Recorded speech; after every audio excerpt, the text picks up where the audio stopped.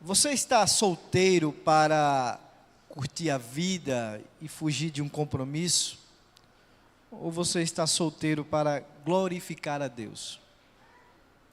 Essa pergunta ela pode parecer dura, mas ela escancara uma realidade em nossas vidas, na nossa sociedade atual.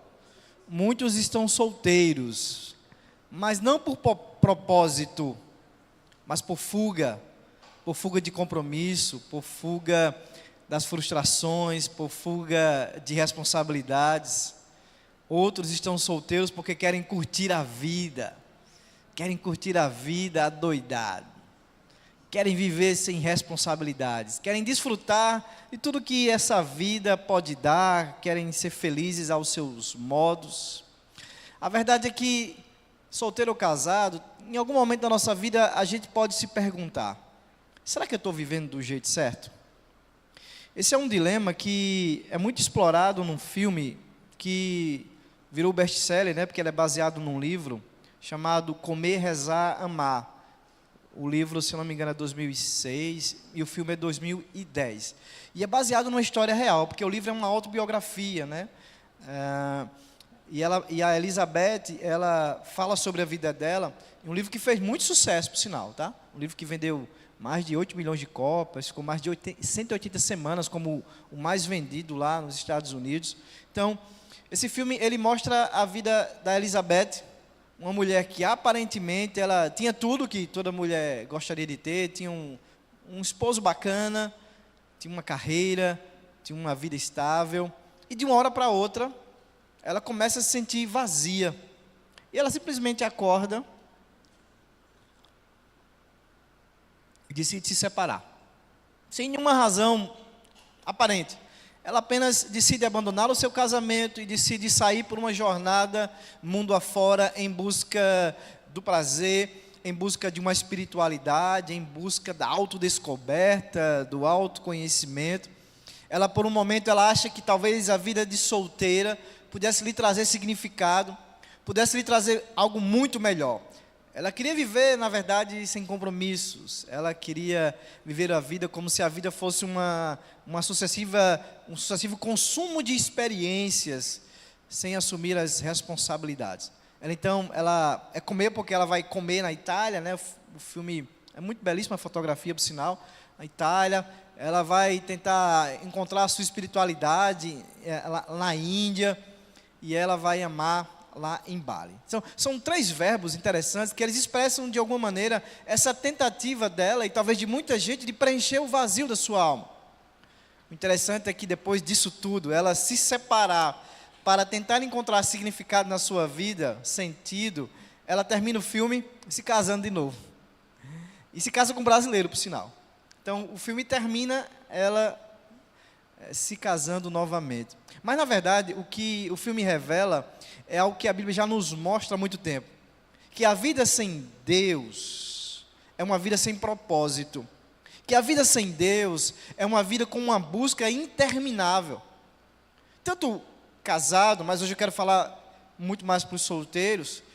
A solteirice desconectada do Criador, meus queridos, ela vira ou um desespero para você encontrar alguém, ou um desvio hedonista, ou seja, aquela busca de prazeres por si mesmos. Mas eu faço-lhe uma pergunta: e se Deus tiver algo mais? E se Deus tiver algo mais? E se estar solteiro for não um acidente, mas uma oportunidade? É sobre isso que nós vamos falar hoje à noite. Solteiro para a glória de Deus. Solteiro para a glória de Deus. Vamos ler o texto que está em 1 Coríntios capítulo 7, do verso 25 ao 35. Paulo diz assim: com respeito às virgens, eu não tenho mandamento do Senhor, mas dou a minha opinião, como alguém que recebeu do Senhor a misericórdia de ser fiel. Por causa da angustiosa situação presente, penso ser bom para o homem permanecer assim como está. Você tem esposa? Não procure separar-se. Você está solteiro? Não procure esposa. Mas se você casar, não estará pecando. E também, se a virgem se casar, não estará pecando. Ainda assim, tais pessoas sofrerão angústia na carne, e eu gostaria de poupar vocês disso. Mas isto digo, irmãos, o tempo se abrevia. Por isso, de agora em diante, não só os casados sejam como se não fossem casados, mas também os que choram, como se não chorassem, e os que se alegram, como se não se alegrassem, os que compram, como se nada possuíssem, e os que se utilizam deste mundo, como se não fizessem uso dele, porque a aparência deste mundo passa. O que eu realmente quero é que vocês fiquem livres de preocupações. Quem não é casado, cuida das coisas do Senhor, de como agradar ao Senhor. Mas o que se casou, cuida das coisas do mundo, de como agradar a esposa. E assim está dividido. E também a mulher, tanto a viúva como a virgem, cuide das coisas do Senhor, para ser santa, assim no corpo como no espírito. Mas a mulher casada se preocupa com as coisas do mundo, de como agradar o marido. Digo isso para o próprio bem de vocês, não para impor limitações, mas tendo em vista o que é decente, e para que vocês possam se consagrar ao Senhor, sem distração alguma. Senhor Deus, bendito Pai, nós te agradecemos, Senhor, por estarmos aqui essa noite. Foi o Senhor que nos trouxe, Senhor, para te cultuar, Senhor. Tu és o centro e a razão de estarmos aqui.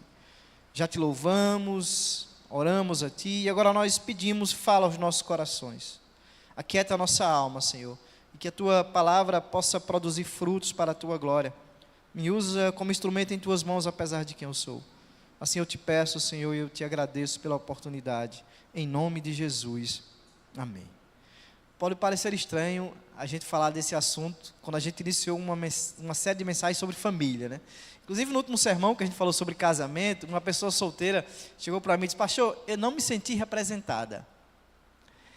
Interessante que o Timothy Keller, ele escreve um livro sobre casamento, e nós usamos boa parte do livro no encontro de casais do ano passado. Quando o Timothy Keller chega em Manhattan, lá em Nova York, 80% da congregação lá era formada por solteiros. Interessante. E por isso, ele, em 1991, ele prega uma série de sermões, de 9 sermões sobre casamento, que inclusive dá origem àquele livro. E aí você pode perguntar, o que levou o pastor Timothy Keller a pregar sobre o casamento para não casados? E ele responde aí: foi o fato de que pessoas solteiras não têm como viver bem nessa condição sem uma visão equilibrada e definida do casamento. Se não tiverem essa visão, poderão ficar desesperados para casar, ou descartar o casamento de vez, e ambos os extremos causarão distorções em sua vida. Então é por essa razão que nós estamos falando sobre solteiro numa mensagem sobre casamento, ou numa série de mensagens sobre família. Interessante que quase todas as religiões e culturas antigas, elas vão considerar a família e a geração de filhos como algo totalmente absoluto, como um valor primordial para a sociedade, em qualquer que seja. Não havia honra se você não fosse casado. Sem família, sem herdeiro, sem filho, o indivíduo de alguma maneira desaparece. Adultos solteiros, para grande parte das civilizações, eram vistos como indivíduos com uma existência incompleta. Para os judeus não era diferente. O casamento e a descendência realmente eram muito importantes. Era crucial para o povo hebreu, até porque Deus estava concentrando a sua fidelidade à aliança, principalmente na relação dele com um povo, uma relação étnica. Portanto, para o povo judeu, ser casado e ter filhos realmente era algo de suma importância, porque tinha a ver com a herança, tinha a ver com proliferar o povo, tinha a ver com preservar o povo da aliança. Tanto é que já em Gênesis, capítulo 1, verso 28, a primeira coisa que Deus diz a Adão e Eva é o quê? Sejam fecundos, multipliquem e encham a terra. Quando Abraão foi escolhido por Deus, e Deus leva Abraão a olhar as estrelas, ele diz, essa será a tua descendência. A descendência, de fato, era muito importante para a preservação da aliança, para que o povo de Deus fosse preservado, né? Porque imagina se não tivessem feito isso, se multiplicado. Era tão importante para o povo de Deus, que Deus criou uma lei chamada lei do levirato, lá em Deuteronômio 25.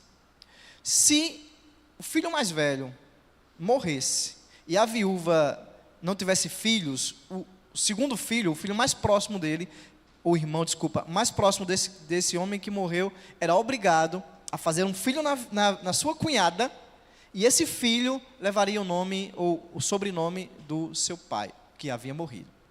Para você ver como era sério essa questão de descendência no povo de Deus. E às vezes, essa importância que era dada, o casamento, a geração de filhos para o povo de Deus, muitas vezes a igreja continua agindo assim. Não que perdeu a importância, não é isso que eu estou querendo dizer. O que estou querendo dizer é que esse não é o único caminho de agradar a Deus. Mas às vezes a igreja e a família fazem pressão às pessoas solteiras. Quem nunca escutou uma piadinha, né, solteiro, né? E aí, quando vai casar? Cadê teu varão? Cadê tua varoa? Vamos orar para que Deus mande, não sei o quê, né? Quem nunca fez uma piadinha com alguém que é solteiro, como se o casamento fosse algo obrigatório? Porque não é. Muitas vezes a igreja e a sociedade veem o casamento como um objetivo de vida. E infelizmente a gente faz com que os solteiros se sintam assim, incompletos. Embora a família seja uma realização divina, não apenas um projeto, mas uma realização divina, a solteirice também pode ser um chamado. Pode ser um chamado e pode ser uma fase frutífera para a glória de Deus. Ser solteiro não é estar em modo de espera, meus queridos, mas é viver em missão. Muitos cristãos talvez sintam vergonha de estarem solteiros, de estarem solteiras. Mas essa visão, ela deve ser confrontada pela visão do Evangelho. O cristianismo foi a primeira religião a considerar que permanecer solteiro é algo viável, é algo que pode agradar a Deus. Curiosamente, quando a gente olha para o Antigo Testamento, tem um verso lá interessante. Se você abrir a Bíblia, vai estar aí na tela, em Isaías 56, tem uma promessa interessante aqui. Deus diz assim, para aqueles que são solteiros, ou escolhem viver uma vida de solteiro, né, solteirice. Porque assim diz o Senhor, aos eunucos, leia os solteiros, aqueles que escolhem não se relacionar, que guardam os meus sábados, escolhem aquilo que me agrada e abraçam a minha aliança, darei no meu templo e dentro das minhas muralhas um memorial e um nome melhor do que filhos e filhas. Darei a cada um deles um nome eterno que nunca se apagará. Deus promete abençoar os eunucos obedientes com bênçãos que são melhores do que filhos e filhas. Aqueles que permanecem solteiros em Cristo Jesus, há promessas de bênçãos melhores do que a bênção do casamento, do que os filhos. Mas para entendermos melhor essa passagem, é necessário que a gente fale do capítulo 53 de Isaías, que fala do servo sofredor. Diz no verso 10, todavia ao Senhor agradou esmagá-lo, fazendo-o sofrer. Quando ele der a sua alma como oferta pelo pecado, verá a sua posteridade e prolongará os seus dias. E a vontade do Senhor prosperará nas suas mãos. Ele verá a sua posteridade, ou verá a sua descendência. É uma grande profecia aqui, meus queridos. Quando o Messias morrer, como oferta pela culpa dos nossos pecados, quando ele ressuscitar, ou seja, prolongar os seus dias, por esse grande ato do nosso Salvador, ele produzirá muitos filhos. Ele verá a sua descendência. Em outras palavras, o que Isaías está querendo dizer é que no novo povo de Deus, formado pelo Messias, formado por Cristo, esse povo não será formado pela procriação física, não, mas pela morte expiatória de Cristo. O verdadeiro povo de Deus vai surgir na nova aliança, não pela procriação, mas pela fé na obra de Cristo. E quando a gente olha para o Novo Testamento, isso fica muito mais claro para nós. Jesus e Paulo, por sinal, nunca casaram. Possivelmente Paulo nunca casou.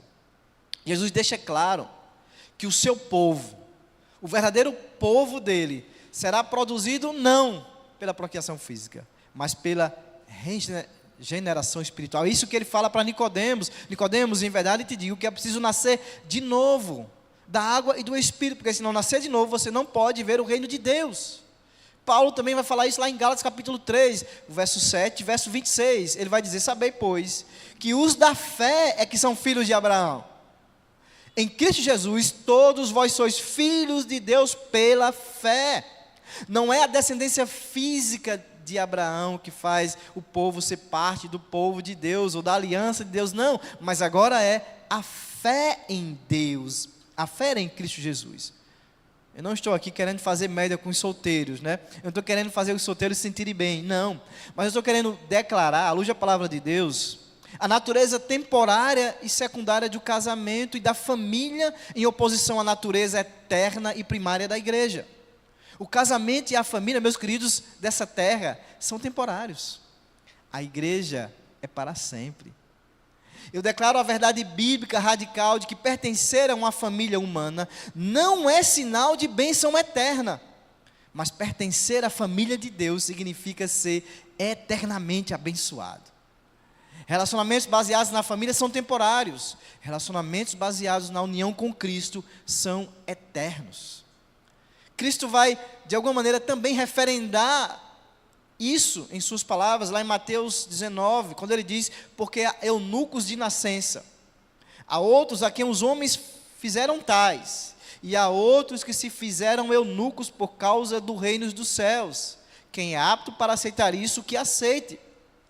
Jesus aprova que alguns dos seus filhos, que alguns de seus seguidores, renunciem o casamento, renunciem, inclusive, óbvio, à atividade sexual, em nome de servir, de se dedicar, de ter uma vida dedicada a Cristo. Claro, é vocação, é dom. E foi isso que Paulo, tudo indica, escolheu para si. E é nesse contexto que ele escreve, inclusive, em 1 Coríntios 7, né? Um homem que escolheu viver a sua vida para Cristo. O contexto dessa carta é um contexto interessante. Lá, Coríntios era uma cidade extremamente erotizada, sexualizada. Havia templos dedicados à prostituição cultural. Também é importante lembrar que os cristãos naquela época estavam vivendo a possibilidade de perseguições. E com perseguições, a perda de bens. Com perseguições, inclusive, a possibilidade de serem presos. Mais na frente, a possibilidade de serem mortos. Então, estar casado num ambiente desses, certamente vai trazer mais desafios para a família. E também existia na igreja de Corinto dois extremos. Existia o primeiro grupo, que pensava que sexo é pecado, mesmo no casamento. Daí o que eles faziam? Eles defendiam o celibato com unhas e dentes. Não, sexo é pecado, sexo é coisa da carne, ainda que seja dentro do casamento. O segundo grupo, né, porque o primeiro se achava inclusive superior àqueles que escolhiam se casar. O segundo grupo, talvez formado pela grande maioria lá dos judeus e gentios, julgavam ou obrigavam as pessoas a casarem. Dizia, não, casamento é obrigatório. E escolher uma vida de celibato, uma vida de solteiro, é algo inferior. Então, Paulo está escrevendo a carta de Coríntios dentro de todo esse contexto que a gente está falando, para que a gente entenda o que ele está querendo nos dizer. Então, ele diz aqui no verso 25 ao verso 28, com respeito às virgens, eu não tenho um mandamento do Senhor. O que ele está querendo dizer? Realmente não tem um mandamento direto, mas eu vou dizer a vocês o que é que eu acho, inspirado pelo Espírito Santo. Dou a minha opinião como alguém que recebeu do Senhor a misericórdia de ser fiel. Por causa das angustiosas situação presente, penso ser bom para o homem permanecer assim como está. Você tem esposa? Não procure separar-se. Você está solteiro? Não procure esposa. Mas se você casar, não estará pecando. E também, se a virgem se casar, não estará pecando. Ainda assim, tais pessoas sofrerão uma angústia na carne, e eu gostaria de poupar você disso. Alguns dizem que esse texto de Paulo, aí do verso 25 até o verso 40, é um dos mais difíceis, né, que ele escreve. Então, há várias possibilidades aí. Mas vamos falar para os irmãos aquilo que nós entendemos, à luz do que pesquisamos, que é mais consenso entre os estudiosos, né? Então, ele diz, eu aconselho, eu não tenho um mandamento direto, mas eu aconselho. E ele diz isso por causa do contexto que ele vivia. Ele diz, cada um fica como está. Se está solteiro, fique de boa. Se você está casado, tudo bem, né? E ele diz, porque estar solteiro num período de crise tem suas vantagens. Nós somos casados que sabemos disso. Imagina a gente com a nossa família, com os nossos filhos menores, num contexto de perseguição, onde você poderia ser preso, demitido, né, por ser cristão. Olha a responsabilidade. Então, nesse sentido, Paulo está dizendo, ser solteiro tem certa vantagem, por causa da situação presente. Veja que ele deixa isso bem claro, por causa da dificuldade do momento. E essa expressão, ela tem a ver sim, com essa ideia de um tempo de crise, com as perseguições, com as dificuldades trazidas com essas perseguições, como a perda do emprego, né, a prisão e mais na frente até a morte. Alguns chegam a dizer que também Paulo e a igreja daquela época vivia a iminência da chegada de Cristo. A Cristo está chegando, né? Então, esse é mais um argumento para você se aquietar aí, porque ele já vai chegar. Mas tudo indica que realmente era essa ideia daquele contexto mais de perseguição. No verso 29 ao 31, ele vai dizer: mas isso digo, irmãos, o tempo se abrevia. Veja, o tempo se abrevia. E aí onde entra aqueles que dizem, ele está falando da iminente vinda de Cristo, Ranieri. A gente estava falando agora, Cristo está voltando, então, né? Então a gente não deve fazer determinadas coisas. É mais ou menos isso que Paulo está dizendo aqui. O que Ranieri disse logo na entrada quando a gente chegou, né? Não vamos ter mais filho não, porque Deus está chegando, né? Vai deixar para fazer filho, né? Então, veja que esse é um argumento que Paulo usa aqui. Cristo está chegando, Cristo está voltando, né? Por isso digo de agora em diante, não só os casados sejam como se não fossem casados, mas também os que choram como se não chorassem, os que se alegram como se não se alegrassem, os que compram como se nada possuíssem, e os que se utilizam deste mundo como se não fizessem uso dele, porque a aparência deste mundo passa. O que é que Paulo está querendo dizer aqui? É um texto realmente meio complicado, né? Mas ele está dizendo assim, ser solteiro é bom porque o tempo se abreviará. Ele está dizendo, esse mundo vai passar. E Cristo está perto de vir. Certo?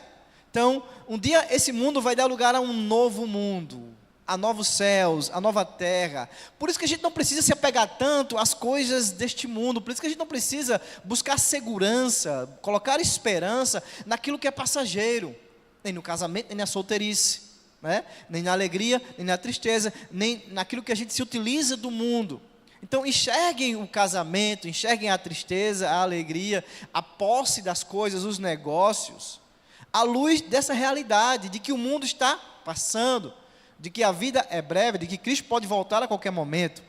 Quando ele diz assim, aqueles que têm esposa, seja como se não tivessem esposa, ele não está dizendo que eles deveriam se separar. Ele não está pregando o divórcio, nem muito menos o celibato. O que ele está dizendo é que os cristãos devem limitar o casamento a esse mundo presente. Porque, inclusive, na era vindoura, não nos casaremos, né? Ele deve viver como se não fosse, ou seja, viva sabendo que esse estado seu é temporário. Que seja como se, né? Ele não está dizendo que não é para você cumprir as obrigações de marido, ou você não cumprir as obrigações de mulher, não. Mas que em primeiro lugar na sua vida não esteja o casamento. Não coloque o casamento como ídolo, como o primeiro lugar na sua vida. É isso que ele está querendo dizer, traduzindo o que ele falou aqui, né? Então, o que ele está querendo dizer? Viva como se você pudesse ter de deixar esse mundo a qualquer momento. Viva como se a qualquer momento você tivesse que partir desse mundo. Ou seja, não faça das coisas terrenas os seus objetivos máximos. Não faça das coisas terrenas, das coisas boas que inclusive Deus nos dá, como o casamento ou a solteirice, ou os bens materiais ou qualquer coisa que seja, como seu ídolo, como se fosse aquilo mais importante para a sua vida. Se alegre, mas não coloque na alegria a causa última da sua vida, porque tudo é temporário. É isso que Paulo está querendo dizer. A verdade é que muitos se casam por causa dessa necessidade profunda de segurança. De uma necessidade profunda de segurança que só deve ser buscada e só é encontrada em Deus. Uma vez que esse mundo passará, meus queridos, nós não precisamos, vocês não precisam, né, casar por desespero. Permanecer solteiro pode nos ajudar a não colocar esperança espiritual demais nas coisas deste mundo. A certeza de que esse mundo passará, meus queridos, deve mudar como nós nos relacionamos com as coisas dessa terra. Devemos sim nos alegrar com o sucesso, mas não demais. Devemos sim nos entristecer com o fracasso, mas não a ponto da gente ficar arrasado, paralisado, deprimido. Pois a nossa verdadeira alegria futura, meus queridos, é garantida em Deus. Devemos sim desfrutar das coisas boas deste mundo, mas que elas não ocupem inteiramente a nossa vida, a nossa existência. E o que é que significa em relação à nossa atitude para com o casamento, ou a família, ou a solteirice? Tanto ser casado como não, diante de Paulo, dessa palavra de Paulo, são situações boas. Nós não devemos nos encantar demais com o fato de sermos casados, nem ficar decepcionados demais por não sermos casados. Pois Cristo, meus queridos, é o único cônjuge que pode verdadeiramente nos realizar. E a família de Deus, guardem aí, é a única que tem laços eternos. A morte não vai quebrar os nossos laços de família. Vai quebrar o meu laço com Magali, com Evinha, vai quebrar com o Serginho, mas não vai quebrar o meu laço com a família de Deus, com a família da fé. E aí, qual a intenção última de Paulo, quando ele fala para os solteiros aqui, para as solteiras e para as viúvas? No verso 32, ele vai deixar isso claro. Ele vai dizer: o que eu realmente quero é que vocês fiquem livres de preocupações. Porque, quem não é casado, cuida das coisas do Senhor e como agradar o Senhor. Mas o que casou, cuida das coisas do mundo. E aqui, meus irmãos, a coisa do mundo, não é mundo aquilo que desagrada a Deus, não, né? É nas coisas ordinárias da vida, né? De como agradar a esposa, enfim, outras coisas mais. E assim está dividido. Também a mulher, tanto a viúva como a virgem, cuida das coisas do Senhor, para ser santa. E santa aqui também não é esse aspecto espiritual da santidade, mas essa ideia de alguém que é separado, né? Unicamente para o serviço de Deus, porque se a solteira não casa, ou a viúva, ela tem mais tempo para dedicar às coisas do Senhor. Mas a mulher casada, ela se preocupa com as coisas do mundo, de como agradar o marido. Digo isso para o próprio bem de vocês, não para impor limitações, mas tendo em vista o que é decente, para que vocês possam se consagrar ao Senhor sem distração alguma. Então, ele diz, os solteiros, eles desfrutam de algumas vantagens em relação à propagação do Evangelho. Ele tem uma maior liberdade para servir ao Senhor, para ministrar a mais pessoas. Claro, a gente está falando de um solteiro que vive para a glória de Deus, não um solteiro que vive para si mesmo, não um solteiro que vive para curtir a vida, né? Essa é mais uma razão para permanecer solteiro, claro, caso você tenha essa vocação. Paulo, no verso 35, ele reafirma isso de uma maneira bem categórica no final, né? Para que vocês possam se consagrar ao Senhor sem distração alguma. Por isso que eu estou dizendo que os solteiros não fiquem nessa ansiedade de se casarem, porque vocês podem aproveitar a solteirice para, de alguma maneira, dar glória a Deus e se dedicar mais a Deus do que aquele que é casado, porque aquele que é casado, ele está mais dividido, óbvio, entre o lar, a família, os afazeres, o cuidar, do que um solteiro. Diferente sim, Paulo diz, mas inferior não. E por causa desses ensinos de Paulo, o Timóteo Keller fala que a igreja primitiva, ela não fazia pressão para as pessoas se casarem, nem muito menos para as viúvas se casarem novamente. A igreja dava total apoio às viúvas para que elas não precisassem casar novamente, porque ter filhos, e talvez ainda hoje seja assim, dá sentido à vida, porque os filhos vão lembrar da gente, os filhos vão carregar a nossa história, carregar o nosso nome, né? E para aquela sociedade, sobretudo, ter filho era uma garantia de segurança na velhice, porque os filhos cuidariam dos pais nas velhice. Mas permanecer solteiro, meus queridos, também era mostrar, e é mostrar, que o futuro não é garantido pela família, mas estar solteiro é demonstrar que o futuro é garantido por Deus, pela esperança em Deus. E aqui não somente o solteiro, mas a viúva, o divorciado, a divorciada, né? Que não há obrigatoriedade de um novo casamento.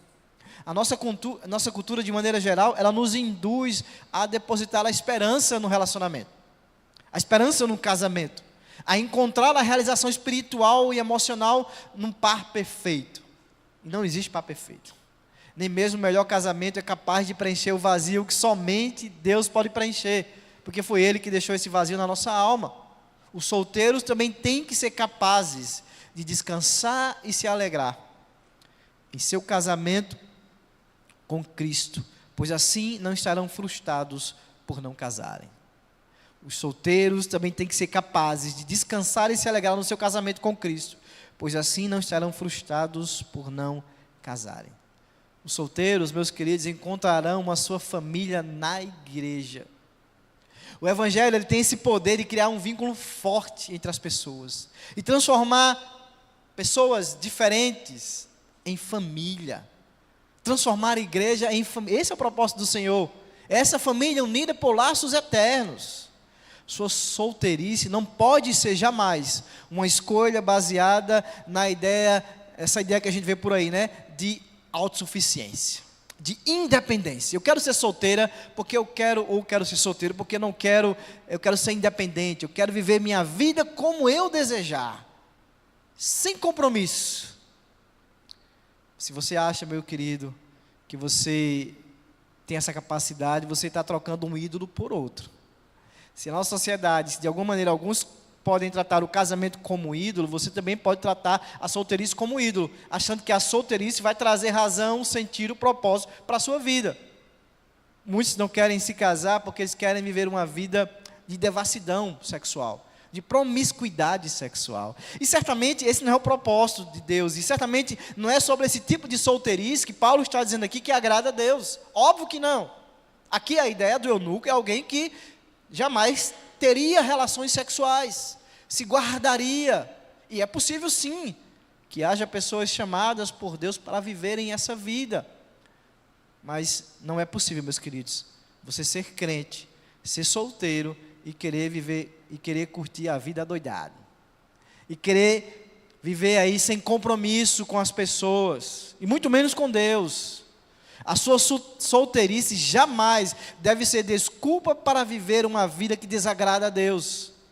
Jamais. Pelo contrário, a sua solteirice é uma oportunidade de você viver uma vida para a glória de Deus. Vou dar alguns conselhos práticos para você que está procurando relacionamento. Primeiro, reconheça que há épocas em que é melhor não procurar um parceiro, uma parceira, um futuro cônjuge. Às vezes você pode estar passando por algumas transições importantes na sua vida, como, por exemplo, acabou de conseguir um emprego, perdeu alguém muito querido, né? A morte de um pai, enfim, algum acontecimento na sua vida que requer aí uma parte do seu tempo, não é um bom momento de procurar relacionamento. Um outro conselho é: entenda que é possível que você tenha o dom de permanecer solteiro. É possível. Isso não quer dizer que alguém que tem esse dom não vai viver conflitos. Claro que vai viver conflitos, claro que vai viver lutas, porque no casamento também tem seus conflitos e suas lutas. O homem e a mulher que quer viver um casamento segundo a vontade de Deus, passará sim por conflitos e lutas. E eu digo em relação às tentações do mundo. E é possível. Pode ser que esse dom seja seu. Terceiro, não se envolva com uma pessoa que não é evangélica, que não é cristã. 2 Coríntios 6,14 diz: não se ponham em julgo desigual com descrentes, pois os que têm em comum a justiça e a maldade. Ou que comunhão pode ter a luz com as trevas, que harmonia entre Cristo e Belial, o que há de comum entre o crente e o descrente. Meus queridos, não faça o namoro missionário. Não, pastor, mas quem sabe eu converto ele? Não, pastor, quem sabe eu converto ela? Eu namoro missionário. É a desculpa para se relacionar com alguém que é treva. Não arrisque. Não brinque. Não ache que você vai influenciar. Sobretudo se você se apaixonar. Aí, meu amigo, a paixão é a pior conselheira. Você corre o risco de rebaixar Cristo em sua vida para poder agradar a outra pessoa. Para poder ficar em paz com o outro. Você rebaixa Cristo, você desobedece a Deus. Sujeite-se à opinião da sua família. A opinião da sua família é muito importante. Ouça os seus pais. Ouça pessoas mais experientes. Ouça o seu pastor. Ouça. Não faça uma escolha unilateral, individual, da sua cabeça, porque está apaixonado, não. Porque você corre um sério risco de tomar uma má decisão. E quem está ao seu redor, principalmente os seus pais, querem o melhor para você.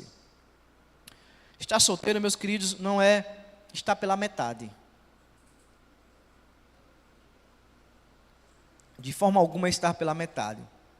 Deus não mede ninguém pelo estado civil, mas mede a gente por nossa santidade, por nossa fidelidade a Ele, por nossa frutificação para Ele. A verdadeira completude da nossa vida não está no outro, está em Cristo Jesus. Um solteiro pode ser tão instrumento nas mãos de Deus quanto uma família inteira. O importante, o que vai fazer diferença, é se o solteiro está vivendo para a glória de Deus ou não. Solteiro não é quem está sozinho, mas é quem está inteiro nas mãos do Senhor. A solteirice, meus queridos, ela pode ser uma fase, ela pode ser um chamado na sua vida, ela pode ser uma realidade temporária, mas nunca será algo inferior a quem está casado. Não se sinta inferior a quem está casado. Ministério de música, suba por favor. Essa mensagem, meus queridos, é um convite a gente olhar para e questionar o que esse mundo define por realização. Para muitos, realização é o casamento. Para outros, realização é liberdade total. Eu quero viver a minha vida, ninguém manda em mim e ponto final. Mas a Bíblia, a palavra de Deus nos chama a ver a vida com os olhos não da cultura, a ver a vida com os olhos não do meu coração que é enganoso. Inclusive no filme é muito marcante essa ideia dela seguir o coração, né? Mas a Bíblia nos chama a ver a vida com os olhos do reino, que diz: você é completo em Cristo. Você se completa em Cristo. Se você está solteiro ou solteira, saiba que sua vida não está em espera. Deus já está te usando e pode te usar muito mais. Se você é viúvo, se você é viúva, a sua história não acabou ainda. Você é amado, é lembrado, e você ainda tem muito a oferecer ao corpo de Cristo. E se você é divorciado, o Evangelho também é para você. Em Cristo há cura, em Cristo há restauração, em Cristo há a possibilidade de um novo caminho. Meu querido, minha querida, se você está envolvido com alguém que não compartilha da sua fé, eu não estou aqui para lhe condenar, mas como pastor eu preciso lhe lembrar: o jugo desigual pesa. Ele pode te afastar da comunhão, ele pode te afastar da missão, inclusive da sua fé. E se você já está nesse relacionamento, ore, peça sabedoria a Deus, busque conselho, e que o Senhor possa te dar graça, possa te abençoar, possa te ajudar, porque o Senhor não rejeita um coração aquebrantado. Essa escritora, a Elizabeth Gilbert, como eu falei, afinal de contas o filme era baseado na história de vida dela. No final ela se casa com um brasileiro, José Nunes, em julho de 2015, pouco mais de 5 anos depois de casada, né, ela anunciou o fim do relacionamento. Ela não achou a felicidade, ela não encontrou razão, ela não encontrou propósito, mas tem uma reviravolta aí. Ela publicou no seu Facebook e declarou o seu amor pela sua melhor amiga, Raya Elias. Disse ela, está aí na tela: ela é minha melhor amiga, mas sempre foi mais do que isso. É minha modelo, é minha companheira de viagens, minha fonte de luz mais confiável, minha fortaleza, minha confidente, escreveu a Elizabeth Gilbert no seu Facebook. A história dela ilustra muito bem o que Paulo quer nos ensinar. Ela, ao longo da sua vida, ela buscou em diferentes lugares aquilo que o coração humano mais deseja, meus queridos: segurança, amor, identidade, paz interior. Primeiro, ela busca isso na solteirice, na liberdade da solteirice. Depois, ela encontra um novo par, o brasileiro, José Nunes. E mais tarde, ela agora está buscando isso num novo relacionamento afetivo com outra mulher. A verdade é que ela não vai encontrar. Ela não vai encontrar. No fundo, essa constante mudança dela só revela essa realidade que é comum à maioria de todos nós: a tentativa de encontrar nos relacionamentos humanos o sentido que só pode ser encontrado em Deus. A verdade é que todo ser humano nasce com um vazio, meus queridos, que não pode ser preenchido por cônjuge, por mais que seja bom, mas não pode ser preenchido por filhos, não pode ser preenchido por amigos, não pode ser preenchido por sucesso profissional, não pode ser preenchido por dinheiro, Por mais belos e importantes que sejam os dons que Deus nos dá, nenhum deles pode ocupar o lugar do amor incondicional de Cristo Jesus. Nenhum deles. É por isso que Paulo, ele não apenas valoriza a solteirice, mas ele vê a solteirice como uma oportunidade de se apegar àquilo que é eterno. Porque enquanto muitos fazem de um parceiro seu salvador emocional, o cristão solteiro é lembrado todo dia de que o verdadeiro Salvador já veio. De que o verdadeiro Salvador já veio e se entregou na cruz para nos dar sentido, para nos dar identidade e comunhão eterna com Deus. Aquele lá, anunciado por Isaías 53, já veio. E ele não se casou, né? Sabe por que ele não se casou? Não é porque ele rejeitava o casamento, não considerava o casamento importante, não. Ele não se casou, meus queridos, porque ele veio buscar a sua noiva, a igreja, a sua igreja. Seu sacrifício foi o maior sacrifício da história. Veja, ele se doou, ele não quis viver uma vida de total liberdade, pelo contrário, ele veio, porque isso é amor. Amor é sacrifício, não para realizar um desejo pessoal, não, mas para unir eternamente pessoas pecadoras e miseráveis como eu e você a Deus. Seu amor é o único amor que não falha, é o único amor que não decepciona, é o único amor que não nos abandona. Nele nós podemos confiar, nele nós encontramos razão, propósito, sentido para a nossa vida. Estar solteiro não é estar incompleto, é estar disponível para amar a Cristo. E mesmo quem se casa deve lembrar, meus queridos, que casamento é bom, é muito bom, mas é temporário. Mas o amor de Cristo por nós é eterno. Como Paulo diz, a aparência desse mundo passa, mas quem está em Cristo já pertence à era que não passará. Seja solteiro, seja casado, viúvo, divorciado. Mais importante não é o seu estado civil, mas se você está unido no amor de Cristo. O único relacionamento que garante plenitude agora e para sempre. É isso que importa no final. Você está unido a Cristo? Se você não está, meu querido, hoje é uma oportunidade para isso. Por isso que diante de que vemos essa noite, não há declaração melhor para fazer ao nosso Senhor. Vamos ficar de pé, a não ser dizer a Ele: Senhor, eu me rendo a Ti. Eu quero me render ao Seu amor, eu quero me render ao Senhor, não nos braços de qualquer pessoa. Por mais que seja bom estar nos braços de alguém que se ama, mas o melhor lugar para estar nos braços do Senhor é se render a Ele, é não procurar sentido, propósito em ninguém, nem na sua solteirice, muito menos em você mesmo, mas no Senhor. Cante essa canção e declare como se fosse uma oração para o Senhor.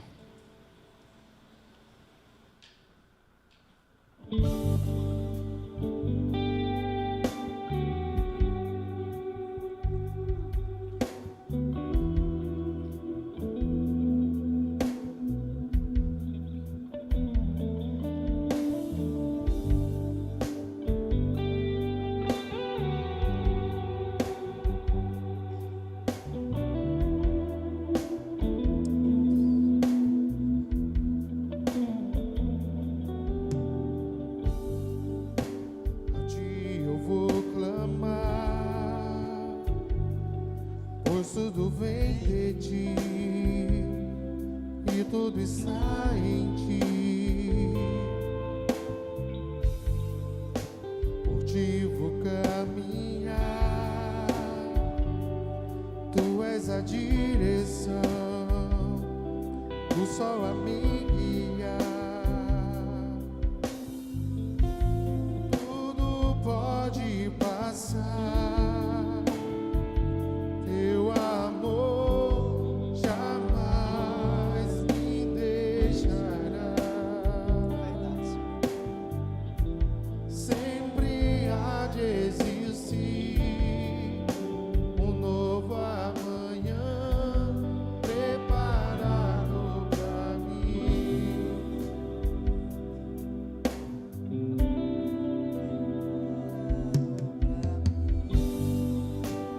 Ti vou clamar, pois tudo vem de Ti e tudo está em Ti. Por Ti vou caminhar, Tu direção, o sol a me guiar.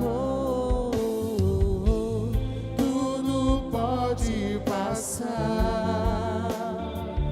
teu amor jamais me deixará. Aleluias. Sempre há de existir um novo amanhã preparado pra mim. Glória a Deus. Preparado pra mim. Eu me rendo aos teus pés, és tudo que eu preciso pra viver.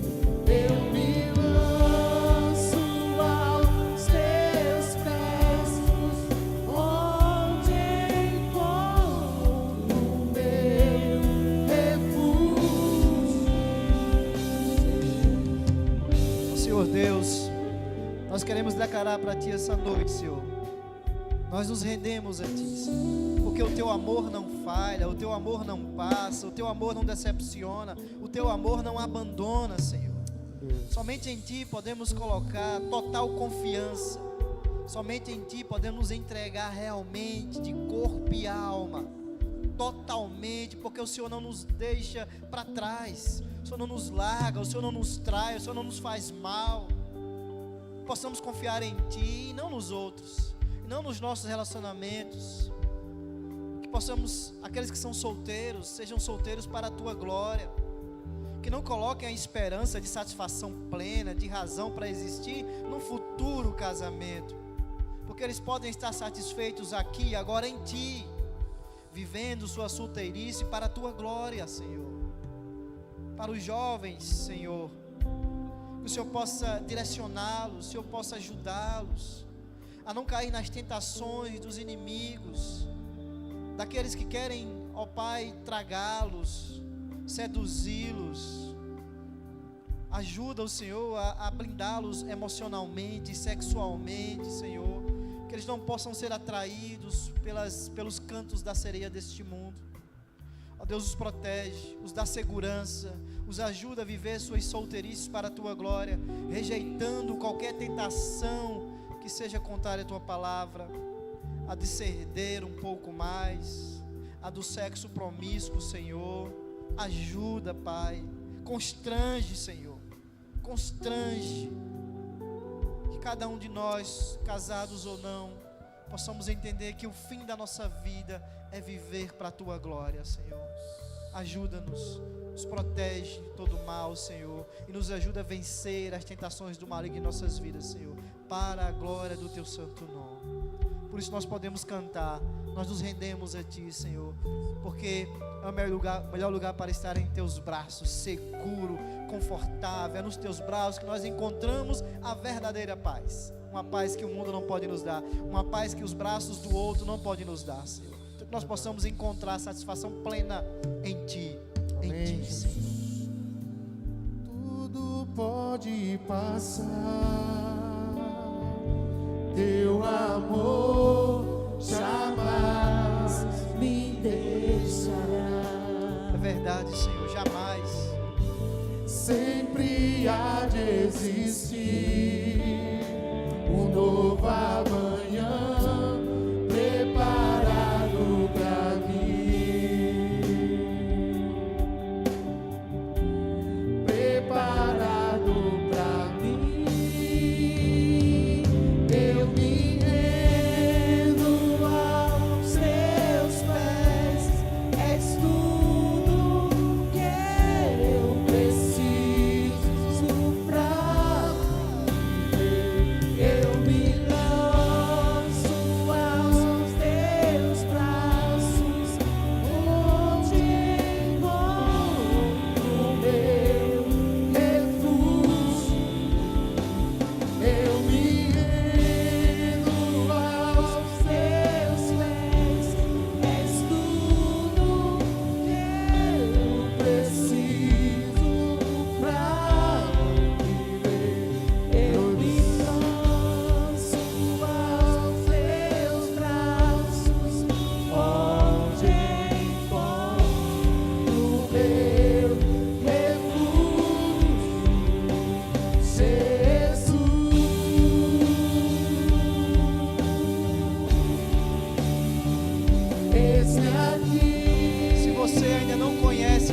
Cristo. Diga para Ele agora: Jesus, eis-me aqui. Diga para Ele: Jesus, eu quero me render a Ti. Eis-me aqui.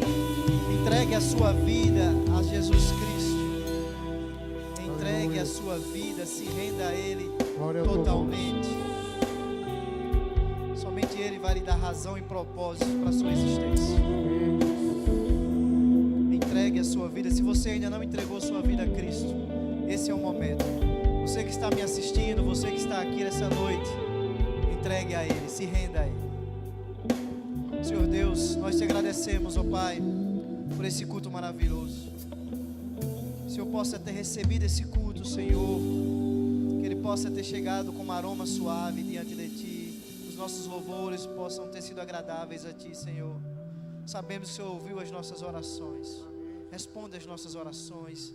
Enquanto houver silêncio, que não falte fé em nós, que não falte esperança em nós. Ó Deus, que possamos sair daqui cheios da Tua palavra, decididos a obedecer a Ti, Senhor, e não ao nosso coração que é enganoso, e não aos nossos sentimentos que nos traem em todo momento, Senhor, porque o que importa é obedecer a Ti e não aos homens.